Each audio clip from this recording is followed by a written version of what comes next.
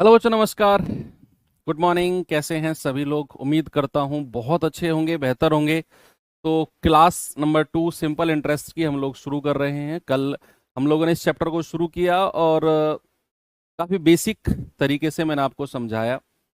जिन लोगों को आदत नहीं है बेसिक तरीके से पढ़ने की, थोड़ी सी प्रॉब्लम शुरू में बच्चे आपको हुई होगी, लेकिन आपने अगर इस क्लास का रिवीजन दोबारा किया होगा, डेफिनेटली चीज़ें सारी क्लियर हो चुकी होंगी। और जो तरीका मैं लेकर चल रहा हूं, इसका फायदा मैं आपको दिखाऊंगा उन सवालों में जहां पर हम जब फॉर्मूला लगाते हैं तो चीजें थोड़ी सी कॉम्प्लिकेटेड हो जाती हैं। वहां पर ये बेसिक तरीका कि अगर हम रेट ऑफ इंटरेस्ट की बात कर रहे हैं, वार्षिक, तो साधारण ब्याज का मतलब है कि हर साल हमें बराबर ब्याज मिलेगा और केवल मूलधन पर मिलेगा। हर साल बराबर ब्याज मिलेगा और केवल मूलधन पर मिलेगा। यही दो बात थी जिनको मैंने बोला था कि दिमाग में रखना है लास्ट तक, जब तक ये चैप्टर खत्म ना हो जाए। तो चलिए करते हैं आज शुरुआत। कल एक होमवर्क दिया था, आई थिंक मैंने आपको, तो जरा बताएंगे इसका जवाब, फिर हम अपने टाइप को चेंज करते हैं।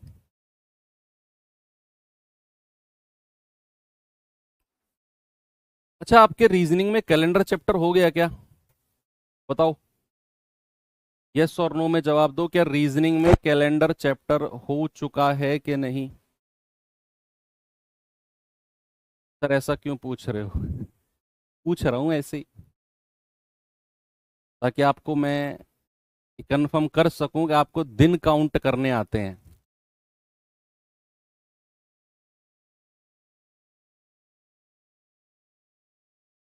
कुछ लोग कह रहे हैं यस, कुछ लोग कह रहे हैं नो। अच्छा, चलो कोई नहीं, इतना लंबा चौड़ा कॉन्सेप्ट नहीं है, मैं समझा दूंगा। कैलेंडर नहीं समझाऊंगा, जो हमारे यूज में आएगा वो समझाऊंगा आपको मैं। कह रहा है, एक निश्चित धनराशि पर 3 वर्षों के लिए प्राप्त साधारण ब्याज 1782 है। तो उसी धनराशि पर समान ब्याज की दर, जो रेट ऊपर लगा है 3 सालों के लिए, उसी धनराशि पर जो धनराशि ऊपर थी 10 साल का ब्याज क्या होगा? ये तो इससे आसान सवाल मैं कह रहा हूं कुछ हो ही नहीं सकता है कि भाई 3 साल का ब्याज, 3 साल का ब्याज कितना है? 1782। 1 साल का ब्याज कितना होगा? 1 साल का, 1 साल का हो जाएगा सर 3 पंजे 15, 2 3 नाम 27, 3 चौके 12। 1 साल का ब्याज कितना हो गया? 594। क्यों? क्योंकि हर साल बराबर लगता है। एक साल में 594, दूसरे साल भी 594, तीसरे साल भी, चौथे साल, पांचवें साल, छठे साल, हर साल आपको 594 रुपए ब्याज मिलता रहेगा। 1 साल का ब्याज अगर आपने निकाल लिया तो आपसे कह रहा है भैया 10 साल का ब्याज बताओ। क्या नहीं बता सकते हो कि 1 साल का अगर 594 है तो 10 साल का साधारण ब्याज कितना होगा? 594 × 10, 5940। लो भाई, आपका बेसिक कॉन्सेप्ट मजबूत है ना, तो बात क्लियर है फिर कि अगर आपने 1 साल का ब्याज निकाल लिया तो फिर हर साल वही ब्याज लगेगा। 1 साल का ब्याज अगर 594 है तो चाहे 1000 साल तक बात करेगा, 1000 साल तक हर साल 594 मिलता रहेगा, क्योंकि साधारण ब्याज हर साल बराबर मिलता है। एवरी ईयर क्या मिलेगा? इक्वल आपको मिलेगा। चलिए, अब हम थोड़ा सा टाइप चेंज करते हैं और अब टाइप 2 पर आने से पहले थोड़ा सा आपको मैं दिनों की काउंटिंग करना सिखाता हूं। दिनों की काउंटिंग क्या होती है? भाई सपोज दैट अगर मैंने आपसे पूछा जरा मुझे बताना 10 जनवरी से और 18 जनवरी तक कितने दिन होते हैं? 10 जनवरी से 18 जनवरी तक, 10 जनवरी से 18 जनवरी तक कितने दिन होते हैं? तो आपका जवाब क्या होगा?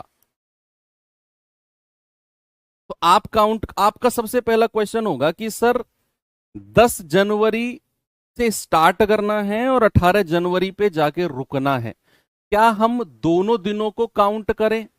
10 जनवरी और 18 जनवरी को काउंट करें क्या? भैया आप पहले बताओ। 10, 11, 12, 13, 14, 15, 16, 17 और 18। मैंने ये सब लिख लिया, 10 से 18 तक के सारे नंबर्स लिख लिए। अब सुनना बच्चे, बड़े गौर से सुनना। अब हमें जो पढ़ना है वो थोड़ा सा उसमें मैं अब धीरे धीरे मिक्स करता हूं। अगर आपसे कहेगा कि 10 जनवरी से 18 जनवरी तक दिन बताओ, और आपसे कहेगा दोनों दिनों को काउंट करना है, 10 जनवरी और 18 जनवरी दोनों शुरुआत का और एंड का दिन काउंट करना है, तो आपका जवाब हो जाएगा 1 2 3 4 5 6 7 8 9। कितने दिन हो जाएंगे सर? 9 डेज हो जाएंगे, 9 डेज।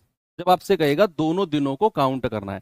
जब आपसे कहेगा कि शुरुआत का दिन और लास्ट का दिन दोनों को काउंट नहीं करना है, तो उस केस में आपका आंसर होगा 1 2 3 4 5 6 7, 7 दिन होंगे आपके। ठीक है। और नॉर्मली वो कई बार तो वो लिख के देगा सवालों में कि भाई शुरुआत का और लास्ट का दिन काउंट करना है, लेकिन मैंने कुछ सवालों में देखा कि वो लिख के नहीं देता है, हमें कंफ्यूज करने के लिए, सोचने दो इनको खुद ही, हमें सोचने के लिए मजबूर करता है। कई बार वो नहीं कहेगा कि भैया दोनों दिनों को लेना है, दोनों दिनों को नहीं लेना है, तो उस केस में फिर हम सवाल के अकॉर्डिंग चलेंगे। मैं आपको बताऊंगा कि कैसे सवाल के अकॉर्डिंग चलना है, वो सारी चीजें बताऊंगा। बस फिलहाल ये समझो कि जब हमें ये नहीं देगा कि दोनों शुरुआत का और लास्ट का दोनों दिनों को काउंट करना है या नहीं करना है, उस केस में हम सवाल के अकॉर्डिंग चलेंगे। फिलहाल आप यहां पर समझो। अब क्या हर बार सर हम इसी तरीके से लिख के काउंट करेंगे क्या? क्या सर हम हर बार दिनों की संख्या को इसी तरीके से लिख के काउंट करेंगे? नहीं। आपको क्या करना है, बड़ी संख्या है 18, उसमें से आपको 10 को माइनस करना है, कितना आ गया 8, और उसमें +1 कर देना है, कितना आ जाएगा 9 दिन। 18 में से 10 को घटाना है, कितना आएगा 8, और उसमें +1 कर देना है, आपको दिनों की संख्या मिल जाएगी। सपोज दैट अगर मैंने आपसे पूछा कि 5 मार्च से 29 मार्च तक कितने दिन होते हैं, 5 मार्च से 29 मार्च तक कितने दिन होते हैं, तो आपका जवाब क्या होगा बच्चा, बताइए। दोनों दिनों को काउंट करना है, 5 को भी और 29 को भी। तो क्या करेंगे, 29 में से 5 घटाओ, कितना आएगा 24, और उसमें +1 कर दो, कितना आ जाएगा 25 आ जाएगा। यानी कि 5 से और 29 तक कितने दिन हो गए, 25 डेज हो गए। चलो ये तो हमने दिन काउंट किए। जब दिन एक ही महीने के अंदर पूछे, अब कई बार आपसे वो पूछ सकता है कि भैया आप मुझे बताओ कि 15 मार्च से और 10 अप्रैल तक, 15 मार्च से और 10 अप्रैल तक कितने दिन होते हैं। तो वहां पर हमें एक चीज क्लियर होनी चाहिए बच्चे कि कौन से महीने में कितने दिन होते हैं टोटल। ये चीज हमको क्लियर होनी चाहिए कि कौन से महीने में कितने दिन टोटल होते हैं। भाई ऐसे हम देखते हैं ना, इस पे यहां से स्टार्ट करो, जनवरी, फरवरी, फिर ऊपर मार्च, फिर नीचे अप्रैल, फिर मई, फिर जून, फिर जुलाई, और फिर अगस्त। जो ऊपर वाला पार्ट है ये 31 दिन का महीना होता है, जो नीचे वाला पार्ट है ये 30 दिन का महीना होता है। जनवरी से स्टार्ट करेंगे, जनवरी 31, फरवरी में थोड़ा सा एक्सेप्शन है, फरवरी 30 का भी नहीं होता, एक्सेप्शन है, उसको बताएंगे। मार्च 31, अप्रैल 30, मई 31, जून 30, जुलाई 31, और फिर अगस्त 31, ऐसे है ना। इस तरीके से हम थोड़ा सा देखते हैं। फरवरी का मैं भी बताऊंगा आपको। अब मैंने आपसे पूछा कि 15 मार्च से और 10 अप्रैल तक, मैंने क्या पूछा, 15 मार्च से 10 अप्रैल। सबसे पहले आप देखो कि मार्च में कितने दिन है 15 तारीख के बाद। तो मार्च होता है टोटल 31 का, भाई मार्च टोटल 31 का होता है। तो 31 में से 15 घटाओ, कितना हुआ, 31 में से अगर आप 15 घटाते हो तो आप कहेंगे कि सर 5 में से 11 में से 5 गया 6, 2 में से 1 गया 1, और प्लस का 1। तो मार्च में तो टोटल 17 दिन हो गए, भाई मार्च में तो टोटल 17 दिन हो गए। प्लस अप्रैल में कितने हैं 10, भाई 1 अप्रैल से 10 अप्रैल तक टोटल 10 दिन हो गए। तो टोटल दिनों को अगर आप जोड़ोगे 17 + 10 टोटल कितना हो जाएगा, 27 दिन हो जाएंगे। भाई सबसे पहले आपने क्या किया, 15 मार्च से और 31 मार्च तक दिन काउंट किए, मार्च 31 का होता है ना, तो 15 मार्च से 31 मार्च तक दिन काउंट किए। कैसे? 31 में से 15 घटाओ, आएगा 16, उसमें एक जोड़ दो, हो गया 17, और 1 अप्रैल से 10 अप्रैल तक तो 10 ही दिन होते हैं, तो 17 प्लस 10 यानी कि 27 दिन हो गए। कितने हो गए? 27 दिन हो गए। अब बात आती है फरवरी की। फरवरी की, फरवरी क्या होता है भैया? दो केस होते हैं, एक होता है लीप और एक होता है non leap. Non leap, leap होता है अधिवर्ष, अधिवर्ष जिसको बोलते हैं, और इसको बोलते हैं गैर अधिवर्ष। अधिवर्ष क्या होता है? अधिवर्ष होता है वो वर्ष जो हमारे 4 से कट जाए, जो वर्ष हमारी 4 से कट जाए। सपोज मैंने आपसे बोला 2016, क्या ये लीप ईयर है? तो इसे आप 4 से काट के देखो, केवल लास्ट की 2 डिजिट 4 से काट के देखो, 4 चौक 16, हाँ जी सर ये लीप ईयर है। अगर मैंने आपसे बोला कि 2008, क्या ये अधिवर्ष है? क्या ये लीप ईयर है? लास्ट की 2 डिजिट को 4 से काट के देखो, हाँ जी सर ये भी एक लीप ईयर है। ये भी क्या है? ये भी एक लीप ईयर है। सपोज बच्चा, अगर मैंने आपसे कहा कि 2025 जो अब चल रहा है, क्या ये लीप ईयर है? लास्ट की 2 डिजिट को 4 से काट के देखोगे, नहीं सर ये लीप ईयर नहीं है। तो जो लीप ईयर होता है उसमें फरवरी में होते हैं 29 दिन, और जो नॉन लीप ईयर होता है उसमें फरवरी में होते हैं 28 दिन। आजकल सवाल मैथ्स में आता है भैया, ये ट्रेंडिंग कॉन्सेप्ट है जो मैं सिखा रहा हूं सर, क्या कैलेंडर में घुस गए? ये साधारण ब्याज का ट्रेंडिंग पार्ट है जो मैं अभी आपको टाइम दे रहा हूं, जिसमें मैंने आपको क्या बोला, अगर लीप वर्ष आएगा तो 29 दिन और नॉन लीप आएगा तो उसमें 28 दिन। ओके, चलिए एक क्यों जोड़ रहे हैं बच्चे? जैसे 10 से 18 हमने दिन काउंट किए, अगर आप एक नहीं जोड़ोगे, आपने 18 में से 10 को माइनस किया, तो आपने केवल 11 से लेकर 18 तक के दिन निकाले हैं। अगर आप 18 में से 10 माइनस करते हो तो 8 मिलता है, आप केवल 11 से 18 तक के दिन निकालते हो। अगर आपको 10 को भी काउंट करना है तो वो लास्ट में प्लस करना है। इसीलिए मान लो अगर मैं आपसे बात करूं कि 3 और 7 के बीच 3 से 7 तक कितनी संख्या है, 3 से 7 तक कितनी संख्या है, तो आप क्या बोलोगे? आप कहोगे सर 7 में से 3 गया, कितना आएगा? 4। क्या 3 से 7 तक केवल 4 संख्या है? नहीं सर, 4 5 6, सर 1 2 3 4 5 संख्या है। जब आपने 7 में से 3 घटाया 4, आपने केवल इन 4 संख्याओं की बात करी। इसे भी इंक्लूड करना है तो हम +1 करते हैं, इसीलिए हम +1 करते हैं, क्योंकि जो शुरुआत वाली संख्या है उसे भी हमें इंक्लूड करना होता है। ठीक है, तो इसीलिए हम +1 करते हैं। बस ज्यादा क्या बताऊं इसमें आपको मैं। ओके, तो फरवरी का कॉन्सेप्ट आपको क्लियर हो गया। अब मैं एक और चीज आपसे पूछता हूं, जरा मुझे बताना कि 2 फरवरी से और 3 अप्रैल तक कितने दिन बनते हैं? 2 फरवरी से 3 अप्रैल तक कितने नंबर ऑफ डेज बनते हैं, जरा बताओ मुझे।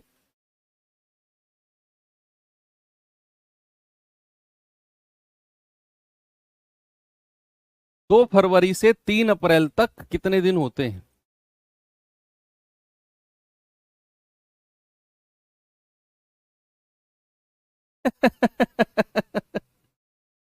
देखो, हाँ अब सर फरवरी में कौन से महीने साल की बात हो रही है, ये बड़ी इंपॉर्टेंट बात पूछ ली। चलो, 2021 से 3 अप्रैल 2021 तक कितने दिन होते हैं? भाई वर्ष तो आपने पूछा ही नहीं सर, ईयर कौन सा है। तो 2 फरवरी 2021 से 3 अप्रैल 2021 तक कितने दिन हैं? अब 2021 देखो, ये लीप वर्ष है या नहीं है? आपने कहा कि सर 2021 तो 4 से नहीं कटता, ये नॉर्मल ईयर है, इसमें 28 दिन होंगे फरवरी में। अब हमें 2 फरवरी से और 28 फरवरी तक दिन बताने हैं। फरवरी में 28 दिन होते हैं, तो क्या करो, 28 में से 2 घटाओ, कितना आएगा? 26, और उसमें 1 जोड़ दो, आ गया 27। ये सब आपको अपनी कॉपी में नहीं करना, ये दिमाग में करना है। ये तो मैं बोर्ड पे इसलिए लिख रहा हूं, ये वाली कैलकुलेशन ताकि आप अपने दिमाग में सेट कर सको इन चीजों को। जब आप खुद कर रहे होगे तो ये मत करना। आप 2 फरवरी से 28 फरवरी तक सीधा कहोगे 28 में से 2 गए 26 और एक 27 दिन ये हो गए, ऐसे दिमाग में। 27 दिन फरवरी में, मार्च में कितने दिन है टोटल 31, और अप्रैल में, मार्च में 31 और अप्रैल में, अप्रैल 1 से 3 पूरे 3 दिन है, सबको जोड़ दो, 7 और 1 8, 8 3 11, ओके, 2 और 3 5 और 1 6, कितना आ गया भैया 61, 61 डेज हो गए। क्या बात सही है? 61 डेज। भाई आपने सबसे पहले 2 फरवरी से 28 फरवरी तक के दिन निकाले, तो 28 में से 2 गया 26, उसमें एक जोड़ दिया 27, ये 27 दिन तो फरवरी के हैं। फिर अब मार्च में कितने हैं? मार्च में आपके 31 हैं, और अप्रैल में कितने? 3। बेटा कान के नीचे इतने चिपकाऊंगा ना जो लोग 30 कह रहे हो, कि शाम तक, शाम के 6 बजे तक झंझनाहट रहेगी। ये मार्च के 31 दिन भूल गए ना तुम लोग, 27 और 3 30 बोल रहे हो ना। इसीलिए तुम्हें मास्टर कूटते हैं, और इसीलिए तुम कुटते थे स्कूल में, फिर कहते यार हमारे मास्टर बहुत अकड़ू थे। इसीलिए मैथ्स वाले मास्टर ज्यादा कूटते हैं बच्चों को, क्योंकि मैथ्स वाले मास्टर की क्लास में बच्चा सबसे ज्यादा गलती करता है छोटी छोटी चीजों पर। ये मार्च के 31 दिन भूल गए तुमने, सीधे फरवरी से अप्रैल आ गए, 27 और 3 30 बोल दिया। इसलिए मैथ्स के मास्टर बदनाम है कूटने के मामले में, ठीक है। चलो बुरा मत मानना, ऐसे मजाक कर रहा हूं। अब आते हैं सवाल पे। बच्चा पहला क्वेश्चन, हाँ एक चीज मैं थोड़ी सी आपको बता देता हूं, जो चीज बहुत फिक्स है। एक नॉर्मल वर्ष में कितने दिन होते हैं? नॉर्मल में, एक नॉर्मल वर्ष में, साधारण वर्ष में कितने दिन होते हैं? आप कहेंगे 365 दिन होते हैं। एक नॉर्मल वर्ष में 365 दिन होते हैं भैया, ठीक है। अब एक चीज याद रखना कि जो 73 होता है ना, कई बार अब तक जो, चाहे मैं एसएससी की बात करूं चाहे मैं किसी स्टेट एग्जाम की बात करूं, अब तक जो एग्जाम में पूछे गए हैं 90 से 95% सवालों में जब वो दिनों को काउंट करवाता है ना, तो या तो दिनों की संख्या 73 आएगी या दिनों की संख्या 146 आएगी। ये मैं आपको बता रहा हूं, 73 का डबल। पता है क्यों दिनों की संख्या 73 क्यों आएगी? क्योंकि 73 दिन को जब आप वर्ष में बदलोगे, 73 दिन को जब आप वर्ष में बदलोगे, तो हमेशा याद रखना 73 बटा, और एक वर्ष में 365 दिन होते हैं, ये 73 पूरा 365 से 5 बार कटता है, पूरा 5 बार कटेगा। इसीलिए ज्यादातर सवाल जब बनते हैं तो उनमें दिनों की संख्या या तो 73 आएगी, अगर आप दिनों को जोड़ रहे हो और आपके दिन 72 आ जाए, 71 आ जाए या 74 आ जाए, तो समझ जाना कि आपने थोड़ी सी गड़बड़ की है। दोबारा काउंट मत करना, उठाकर 73 मान लेना कि सही दिनों की संख्या 73 ही होगी। अगर आपके दिन काउंट करते करते 72 आ जाए ना, तो समझ जाना 72 दिन नहीं 73 होंगे, कहीं एक दिन में भूल गया बीच में, क्योंकि 73 ही है जो 365 से पूरा पूरा कटता है, ठीक है। 146 भी कट जाएगा, 146 बटा 365, भाई 73 दूनी 146, 73 पंजे 365, ऐसे। कभी भी 74 दिन आ जाए समझ जाना एक दिन में ज्यादा पहुंच गया, 73 दिन होंगे सही। चलो आगे बढ़ते हैं, सवाल नंबर 1 पे आते हैं।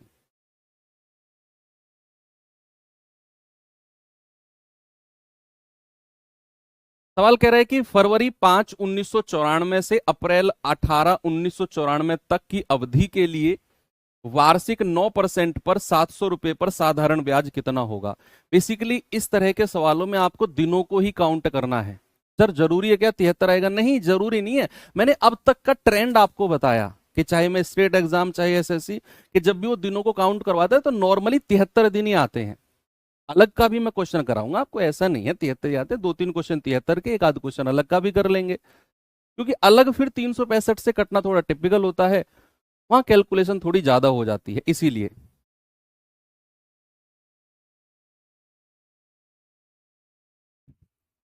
सवाल कह रहा है 5 फरवरी 1994। सबसे पहले ये देखो, क्या 1994 1994 जो है बच्चा, ये लीप ईयर है क्या? क्या ये अधिवर्ष है क्या? 4 से कट रही है क्या? लास्ट की 2 डिजिट नहीं, 4 से नहीं कट रही, तो ये अधिवर्ष नहीं है, ये लीप ईयर नहीं है। इसमें फरवरी 28 दिन का ही होगा। क्या होगा बच्चा? इसमें फरवरी 28 दिन का ही होगा। तो हमें क्या बताना है? 5 फेब से और 18 अप्रैल तक कितने दिन होते हैं? तो फरवरी में टोटल 28 दिन है, तो 28 माइनस 5 कितना हो गया? 23, और उसमें एक जोड़ दो 24, तो फरवरी में हो गए। मार्च में कितने हैं? पूरे 31 दिन है, ये मार्च के हो गए। अप्रैल में कितने हैं? पूरे 18 दिन है, ये अप्रैल के हो गए। तो 8 और 1 9, 9 और 4 13, 2 और 3 5 और 1 6 और 1 7। देखो कितने दिन आ गए? टोटल 73 दिन आ गए, 73 डेज आ गए। अब हमें 9% वार्षिक ब्याज की दर है, तो हमें समय जो 73 डेज है इसको भी वर्ष में बदलना है। तो बच्चे कितना हो जाएगा? 73/365। कितना हो जाएगा? 1/5 वर्ष। अब आप यहां साधारण ब्याज पूछा है, तो आप चाहे फॉर्मूला लगा दो कि मूलधन गुणा दर गुणा समय बटा 100 हो जाएगा, या फिर कल जो मैं आपको सिखा रहा था कि अगर 1 साल का 9% है, अगर 1 साल का 9% है, तो प्रतिशत ब्याज कितना हो जाएगा? 1/5 साल का गुणा 9 कर दो, यानी कि 9/5%। बस कितना? 700 रुपए का निकाल दो 9/5%। परसेंट हटाएंगे बटे ये आ गया 9×7=63/5। 5 एकम 5, 1 5 दूनी 10, 5 छंग 30। तो 12.6 आपका सही जवाब हो जाएगा, ऑप्शन नंबर बी। बोलो आगे बढ़े। दिन काउंट करने में तो कोई दिक्कत नहीं होगी ना किसी को भी। दिन काउंट करने में बड़े डरते हैं बच्चे, चाहे मॉक टेस्ट चाहे मेन एग्जाम, क्योंकि उनकी प्रैक्टिस और उनके कॉन्सेप्ट क्लियर नहीं होता है। लेकिन अब मेरे स्टूडेंट दिन काउंट करने में तो गर्दा उड़ा देंगे। आगे चलो, इसीलिए मैंने इसमें थोड़ा सा पहले टाइम दिया। मैंने कहा यार ठीक है 10-15 मिनट एक्स्ट्रा इस पे दे दूंगा, हो सकता है किसी बच्चे का एक सवाल बन जाए मेरी 10 मिनट एक्स्ट्रा से। जरूरत नहीं थी वो दिनों को काउंट कराने की, आपको दिखाना। मैं सब मान के चलते हैं कि ये दिन काउंट करने आते होंगे, रीजनिंग में पढ़ लिया होगा। कह रहा है 2000 पर 6.75। देखो 2025 का ही सवाल आया है, और पिछले वाला क्वेश्चन किस में आया था? देखो यूपी हेड ऑपरेटर 2024 में, ये स्टेट एग्जाम का क्वेश्चन है और ये सेंटर एग्जाम का क्वेश्चन है। मैंने कहा ना लेटेस्ट पैटर्न है ये जो मैंने आपको पढ़ाया आपको, कि 2000 पर 6.75% की दर पर 3 फरवरी 2023 से लेकर 17 अप्रैल 2023 तक की अवधि के लिए साधारण ब्याज क्या होगा। तो आपको सबसे पहले ये देखना है कि क्या 2023 लीप ईयर है? लास्ट की 2 डिजिट को 4 से भाग दे के देखो, नहीं सर नहीं कटा, तो फिर ये लीप ईयर नहीं है।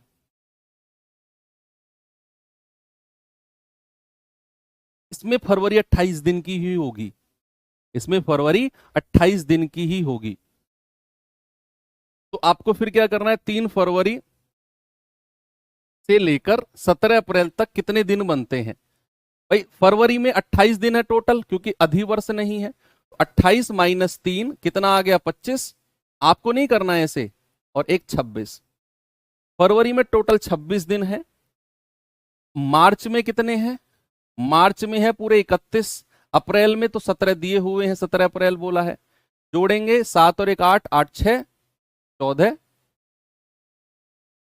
6 और 1 7 7 14। ओके, 2 और 3 5 और 1 6 और 1 7, 74 दिन आ गए।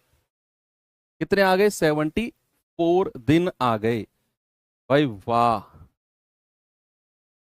यहां तो 74 दिन है। अभी देखना, अभी आप 74 से ही निकालो आंसर। क्या करो? 74 से ही निकालो आंसर। हालांकि आप ऐसा करो या ऐसा मत करो, आप 74 से ही निकालो। 74 को पहले वर्ष में बदलो, 74/365।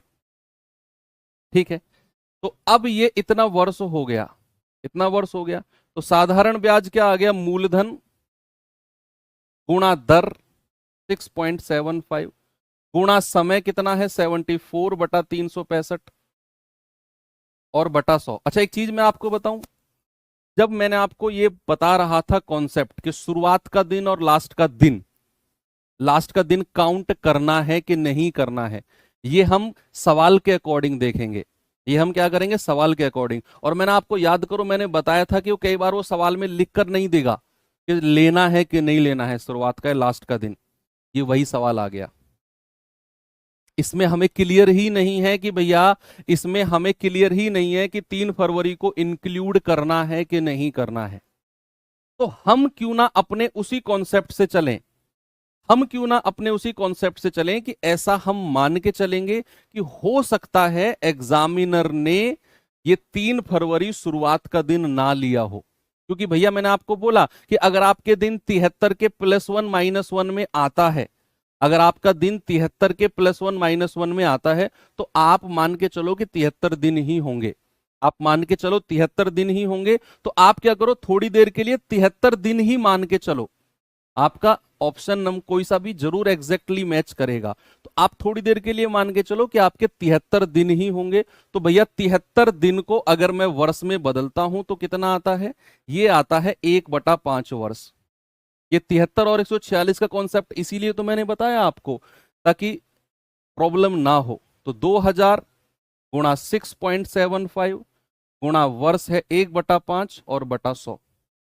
जरा बताना कितना आएगा जवाब। यहां से पॉइंट हटाया तो नीचे 2 जीरो आ गई। भाई 2 जीरो से 2 जीरो गया, 25 चौकू 100, 25 दूनी 50, 25 सत्ते 175, 5 चौकू 20 से 20 गया, कितना आ गया 27। ये लो, एग्जामिनर चाहता था कि बच्चा 74 मान के और पॉइंट डेसिमल में फंस जाए, इसीलिए उसने यहां नहीं, सवालों में उसको एक्चुअल में ब्रैकेट में लास्ट में लिखना चाहिए कि आपके शुरुआत के दिन को लेना है कि नहीं लेना। इसीलिए बच्चे याद रखना 73 और 146 का कॉन्सेप्ट कि दिनों की संख्या, जैसे यहां पर 74 थी, इसका मतलब है उसने ये वाला शुरुआत का दिन नहीं लिया, 3 फरवरी को नहीं लिया, यानी कि यहां पर उसने 25 फरवरी को ही रखा है। यहां पर उसने 28 में से 3 गए तो पूरे 25 दिन ही रखे हैं, और ये आपका फिर 73 डेज हो जाएगा। ये आपका क्या 73 डेज हो जाएगा।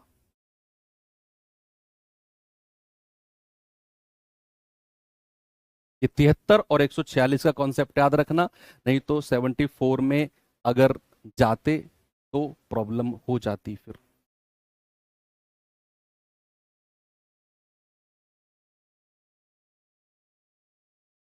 चलो आगे बढ़ते हैं।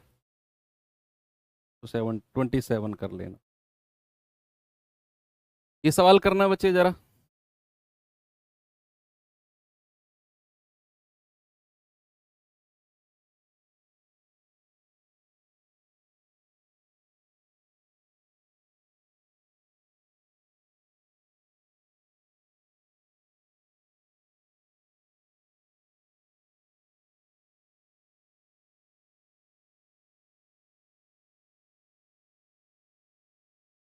कह रहा है 7% वार्षिक ब्याज की दर पर 8 फरवरी 2024 से 9 अप्रैल 2024 की अवधि के लिए 3000 का साधारण ब्याज निकटतम कितना होगा। निकटतम पूछा है, निकटतम। सबसे पहले आप ये देखो, क्या 2024 लीप ईयर है? क्या 2024 लीप ईयर है? आप 4 से भाग दे के देखो। अरे हाँ सर, इसके तो लास्ट के 2 डिजिट 4 से कट गए, ये तो लीप ईयर है। इसका मतलब है इसके फरवरी में 29 डेज होंगे। इसकी फरवरी में क्या होंगे, 29 डेज होंगे।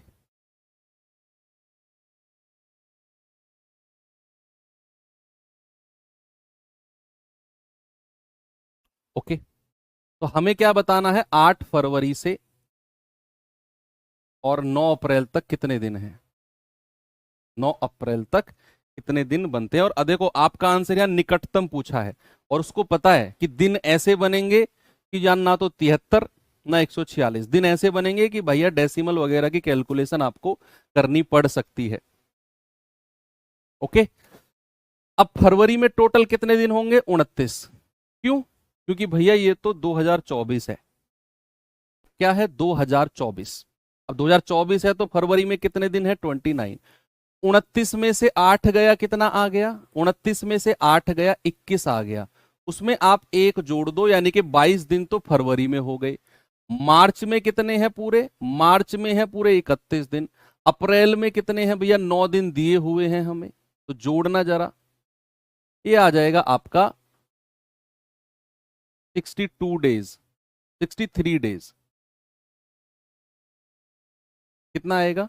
63 डेज।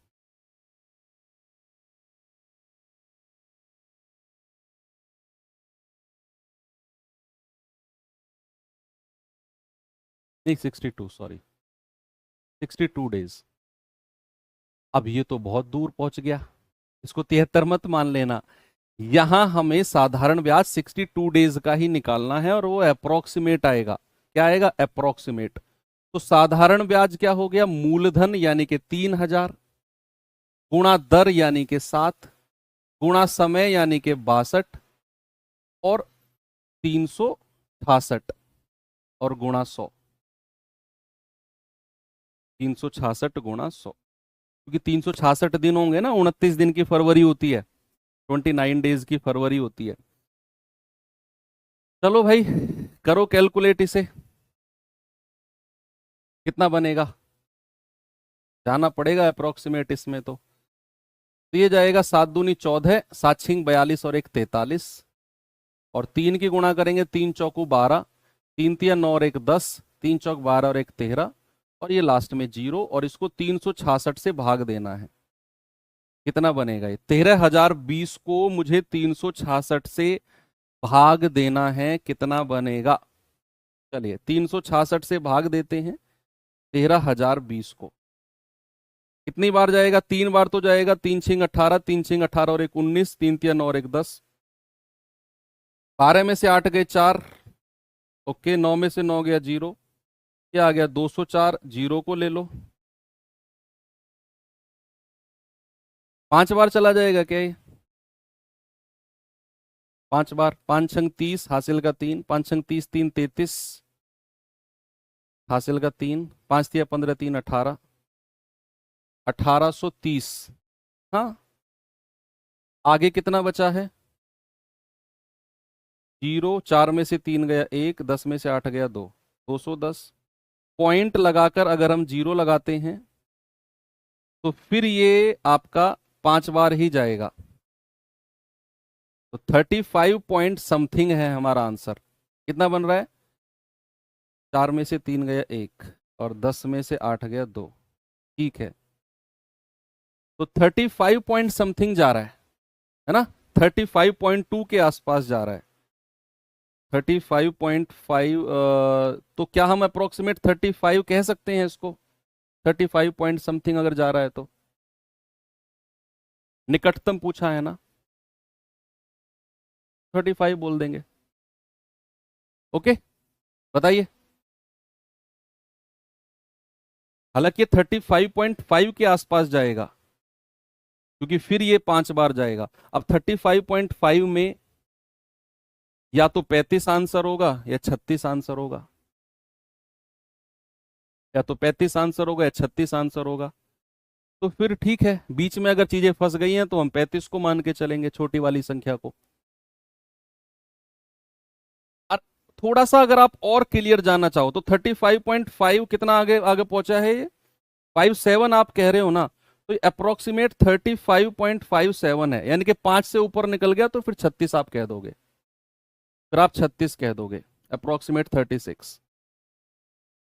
अगर 35.57 पहुंच गया, 5 से ऊपर निकल गया, क्यों ये निकलेगा आप कैलकुलेट करके देखो, और अगर 35.5 से ऊपर निकल गया तो फिर 35 से बड़ी वाली संख्या 36 आपका आंसर हो जाएगी। फिर 35 से बड़ी वाली संख्या 36, क्योंकि अगर ये 35.49 तक भी होता, अगर ये 35.49 तक भी होता तो 35 मेरा आंसर था। अब चूंकि ये 5 से ऊपर निकल गया, 57 के आसपास आप कह रहे हो, तो फिर हम कहेंगे कि हमारा आंसर फिर 36 हो जाएगा। ओके, नियरेस्ट हमारा 36 सही हो जाएगा। देखो कितना नजदीक आंसर है। इसीलिए अब मैंने आपको ये सवाल इसीलिए दिया था क्योंकि अब आप समझो कि अगर वो 73 दिन नहीं देगा, आप कह रहे थे ना कि क्या सर जरूरी है कि 73 डेज ही काउंट हो या 146 ही काउंट हो, आप समझो अगर वो 73 नहीं देगा तो भैया ऑप्शन कितने नजदीक और कितनी कैलकुलेशन बन जाएगी, एग्जामिनर भी जानता है। एग्जामिनर भी जानता है कि फिर कितनी कैलकुलेशन यहां पर बनने वाली है। चलो आगे बढ़ते हैं,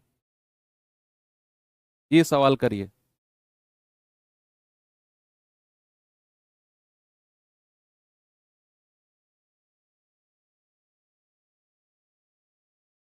बोलो बोलो बोलो जल्दी से, इसका जवाब क्या होगा?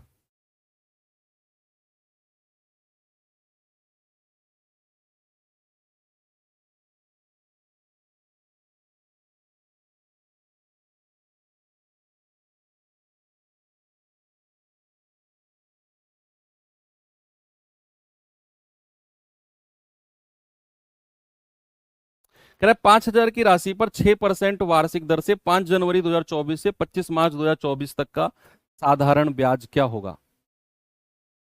62/366 को 1/6, एक नहीं बच्चा, अप्रोक्सीमेट नहीं मान सकते। अप्रोक्सीमेट नहीं मान सकते क्योंकि ऑप्शन बहुत नजदीक है। आपने देखा नहीं 35 36 कितने नजदीक ऑप्शन है। एक भी हल्का सा भी पॉइंट इधर उधर हुआ ऑप्शन बदल जाएंगे। 366 कहां से आया भैया? एक साल में 366 दिन होते हैं जो लीप वर्ष होती है। 5,000 की राशि पर 5 जनवरी 2024। अब आप देखो 2024 में क्या फरवरी 29 की होगी? क्या 24 हमारा 4 से कटता है? हाँ जी सर कटता है, कटता है। इसका मतलब है कि ये 29 दिन की फरवरी होगी। आपसे उसने क्या पूछा? 5 जनवरी से, 5 जनवरी से 25 मार्च तक, 5 जनवरी से 25 मार्च तक। तो जनवरी में कितने दिन होंगे? जनवरी 31 की होती है, उसमें से 5 घटाएंगे 26, भाई 26 और +1 ये हो जाएगा 27। फरवरी कितने दिन की होगी? पूरा 29 दिन की होगी क्योंकि 2024 है, 2024 है। और मार्च में तो पूरे 25 दिन आपको दिए हुए हैं। तो 9 और 5 14, 14 और 7 कितना हो गया? 14 और 7 आपका 21, हासिल का 2, 2 2 4 2 6 और 2 8, कितना हो गया? 81। कितना हो गया? 81। अब ठीक है 81 हो गया, तो क्या हम कुछ कर सकते हैं इसमें? 81 तो बहुत दूर पहुंच गया। ठीक है फिर साधारण ब्याज निकालो भैया। 5,000, रेट कितना है? 6, समय कितना है? 81, और चूंकि ये लीप वर्ष है तो 366 और गुणा 100।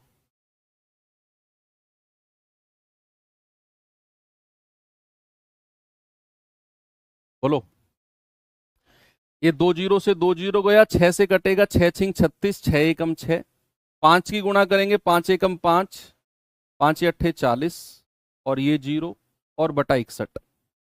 61 से भाग देना है, देख लो लगभग कितने के आसपास ये बनेगा। देख लो भैया अप्रोक्सीमेट कितने के आसपास ये बनेगा। तो ये तो 61 से अगर मैं भाग दूं 4050 को, तो 6 बार जा रहा है 366। 15 में से 6 गया 9, 9 में से 6 गया 3, 0, 6 छिंग 36, फिर कितना बचा है? 10 में से 6 गया 4, 8 में से 6 गया 2, पॉइंट लगाकर 0 ले लो। 6 पंजे 30 तो ज्यादा हो जाएगा, 6 चौक 24 भी ज्यादा हो जाएगा। 66.3 के आसपास जा रहा है, लगभग 66.3 के आसपास। ये 5 है, ये 70 है, ये 75 है। ऑप्शन डी हो जाएगा, इनमें से कोई नहीं। 57 कैसे जा रहा है? 57 जा रहा है क्या?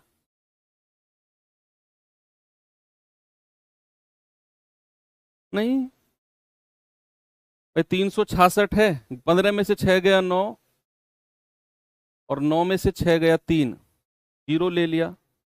फिर 6 एकम 6, 6 छिंग 36, 10 में से 6 गया 4, और 8 में से 6 गया 2, 0, नहीं 66.3 के आसपास जाएगा। 57 क्यों कह रहे हो आप? 57 क्यों कह रहे हो आप? 6.3 के आसपास, ये तो 57 नहीं आएगा, इनमें से कोई नहीं, नन ऑफ दीज।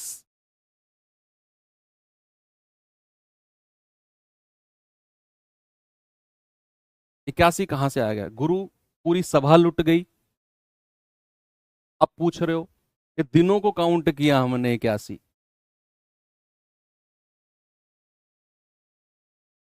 चलिए इसका जवाब बताओ, फिर टाइप चेंज करते हैं। थोड़ा सा दिमाग खाने वाला टाइप था ना ये, कोई नहीं, करना जरूरी था पर ये।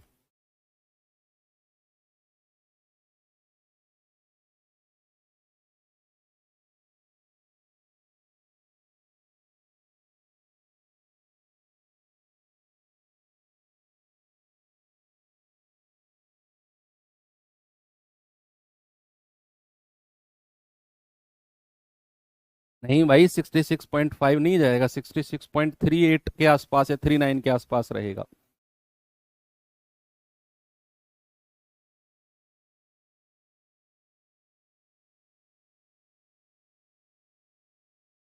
सवाल कर रहा है 48,750 की धनराशि पर 16% वार्षिक दर पर किसी गैर अधिवर्ष नॉन लीप ईयर के 73 दिन का साधारण ब्याज। नॉन लीप ईयर में तो भाई 365 दिन होते हैं, तो 73 दिन को आप 365 से भाग करोगे तो आप कहोगे सर 1/5 वर्ष होते हैं।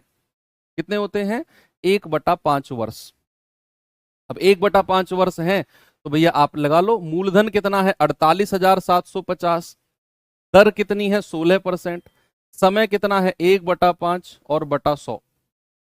जल्दी से कैलकुलेट करके बता दो मुझे कितना ब्याज मिलेगा।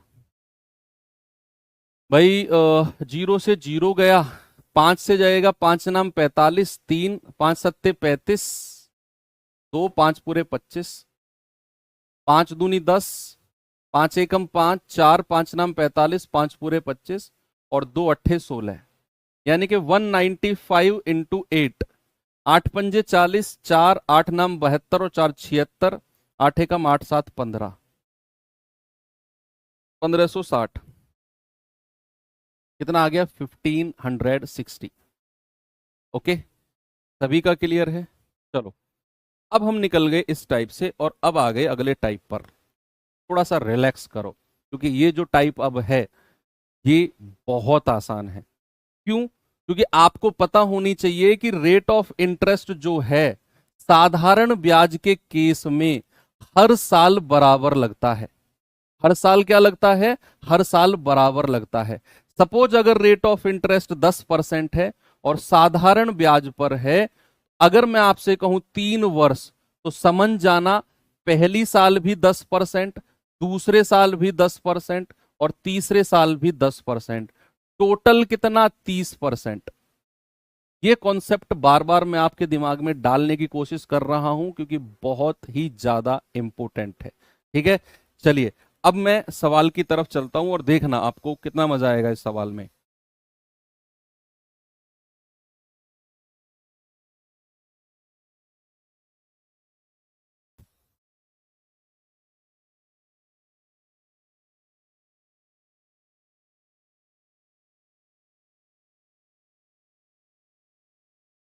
सवाल है एक निश्चित धनराशि पर 5 वर्ष के लिए 6% वार्षिक और 4 वर्ष के लिए 5% वार्षिक दर पर साधारण ब्याज का अंतर 422 है, तो वह धनराशि बताओ क्या होगी। आपको सीधा सीधा परसेंटेज को समय से गुणा करके ब्याज निकालना है। अगर सवाल ने बोला है 5 साल के लिए तो 6% वार्षिक दर लगती है, तो सीधा मल्टीप्लाई कर दो कि भैया 5 साल का ब्याज कितना होगा। 5 30% होगा। अगर उसने कहा 4 साल के लिए 5% की वार्षिक दर है तो 4 साल का ब्याज कितना होगा? 4 पंजे 20% होगा। क्या बात सही है कि 5 वर्ष का जो ब्याज है उस रेट ऑफ इंटरेस्ट 6 है, तो भैया 30% ब्याज तो यहां मिल गया। 4 वर्ष का ब्याज जो है 5% की दर है तो भैया 20% ब्याज यहां मिल गया। और सवाल ने बोला है भैया ब्याज का जो अंतर है वो 422 है। तो क्या बच्चा मैं ये कह सकता हूं कि इनका जो डिफरेंस है, इनका जो अंतर है वो तो 10% के बराबर है, और उसी की ही वैल्यू 422 दी हुई है। हमसे क्या पूछा? हमसे पूछा धनराशि, मूलधन, प्रिंसिपल। हमेशा 100%, 100% होता है, ऑलवेज 100%। यानी कि 10 को 10 से गुणा करने पर मिलेगा, तो यहां भी आप 10 से गुणा कर दो, तो 100% की वैल्यू कितनी हो जाएगी? 4220। यही आपकी धनराशि, यही आपका प्रिंसिपल हो जाएगा, यही आपका क्या हो जाएगा? मूलधन हो जाएगा। कितना? 4220 रुपए। कितनी आसानी से आपने बिना कोई फॉर्मूले के इस सवाल को उड़ा दिया। एक और सवाल देता हूं, जरा लगाना दिमाग उसी सवाल में, इसी तरीके से जल्दी से मुझे बता दो।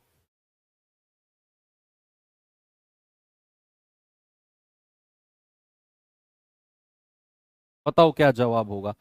सवाल कह रहा है कि एक निश्चित धनराशि 8 वर्ष और 9 वर्ष के लिए 11% की वार्षिक दर से साधारण ब्याज के बीच का अंतर 132 है। बताओ वह धनराशि क्या होगी?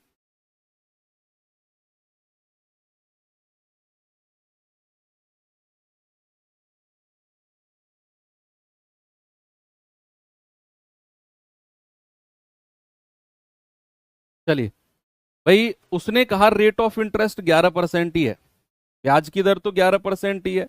8 साल और 9 साल का डिफरेंस आपको दिया हुआ है। अच्छा, क्या आप मुझे बता सकते हो कि रेट ऑफ इंटरेस्ट अगर 11% है तो 8 साल का ब्याज कितना होगा? 88%। अगर रेट ऑफ इंटरेस्ट 11% है तो 9 साल का ब्याज कितना होगा? 99%। और इन दोनों का अंतर कितना है? 11% ही होगा। और उसी की ही तो वैल्यू 132 दे रखी है आपको, उसी की ही तो वैल्यू 132 है भाई, बोलो। तो 1% कितना हो जाएगा? 11 एकम 11, 11 दूनी 22। तो 100% कितना हो जाएगा? 100 से गुणा कर दो, 1200 रुपए। यही आपका मूलधन, यही आपकी धनराशि, यही आपका प्रिंसिपल हो जाएगा। अब थोड़ा आराम लग रहा है सवाल को करने में? बताओ। ये कल वाला कॉन्सेप्ट ही तो है जिसको देखकर कुछ बच्चे ऐसे बिलक गए थे, मान लो उनके दूध में पानी डाल के दे दिया हो।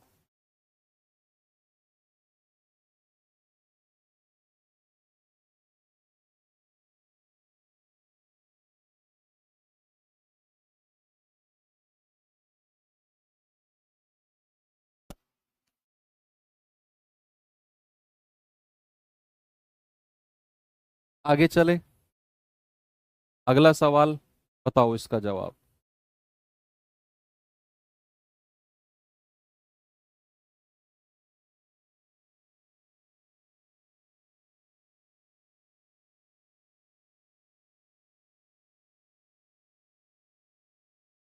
कह रहा है एक निश्चित धनराशि 10% की वार्षिक दर से 7 और 8 वर्ष के लिए साधारण ब्याज का अंतर 57 रुपए है। तो धनराशि बताओ क्या होगी? भैया 10% का रेट है, कह रहा है 7 साल और 8 साल का अंतर। अगर रेट 10% है तो 7 साल का ब्याज कितना होगा? 70% हो जाएगा। 8 साल का ब्याज कितना होगा अगर रेट 10% ही है? आप कहेंगे सर 80% हो जाएगा। और इनका डिफरेंस, अंतर कितना है? अंतर तो 10% है, और उसी की ही वैल्यू 57 हमें दे रखी है। कह रहा है भैया धनराशि वो तो 100% होती है, तो 10 को क्या मुझे 10 से गुणा करना पड़ेगा तभी 100 मिलेगा? इधर भी 10 से गुणा कर दो, 100% की वैल्यू कितनी आएगी? 570। यही आपका प्रिंसिपल, मूलधन, धनराशि, सब कुछ यही हो जाएगा, ऑप्शन डी।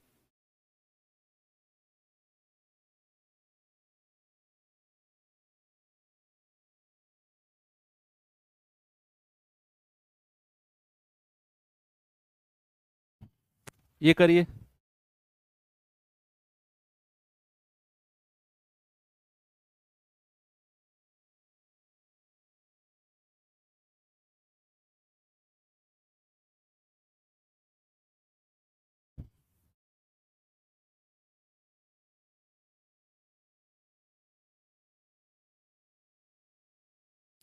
कह रहा है एक निश्चित धनराशि पर 9.6% वार्षिक दर से 15 महीने तथा 11.4% की दर से 8 महीने का साधारण ब्याज का अंतर 1320 है, तो वह राशि क्या होगी। थोड़ा सा लेवल बढ़ा दिया इसी टाइप में।